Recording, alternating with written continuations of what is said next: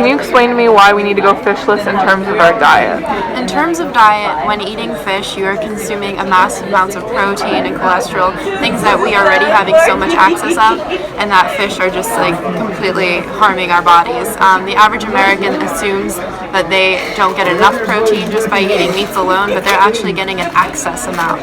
And fish is also becoming increasingly harmful because the amount of toxins that are entering the ocean.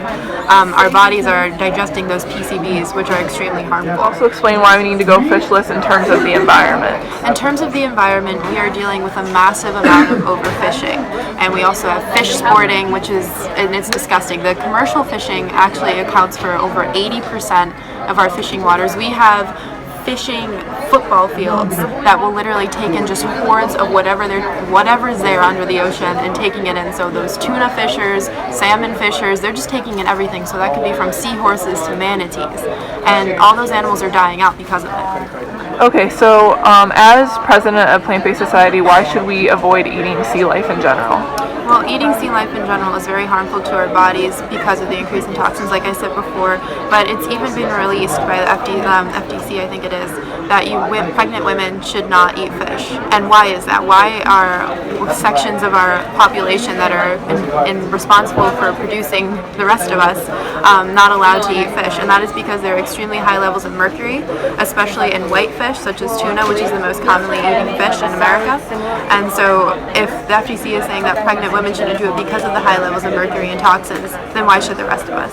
Okay, can you tell us a little bit about your campaign for Fishless February as a part of Plant-Based Society? With Fishless February, what we're hoping to do is to educate the students at FIU that there are so many other options to eating fish than just actually eating fish. There are many like imitation fish from Gardein, from 365 that taste almost exactly the same and are better for you and not harmful to the environment. Aside from that, this campaign is also being launched, #FishlessFebruary, in honor of the late Tillacombe. Tillacombe was a prisoner of Seaward, also their headlining star, and this semester the Plant-Based Society is going to be launching a full-fledged campaign against FIU administration in order to end the partnership between Seaward and FIU. Currently, FIU is offering 20% off discounts for students to go to SeaWorld, and what we're trying to do is get the students on board for them to say that we don't want this, we don't want our university to be attached to a company like SeaWorld that is only profiting on the torture of animals. So that is really what Fishless February is about, not only to honor the death of Tillacombe, but to start introducing students to this idea that we should not be in partnership with a place like SeaWorld.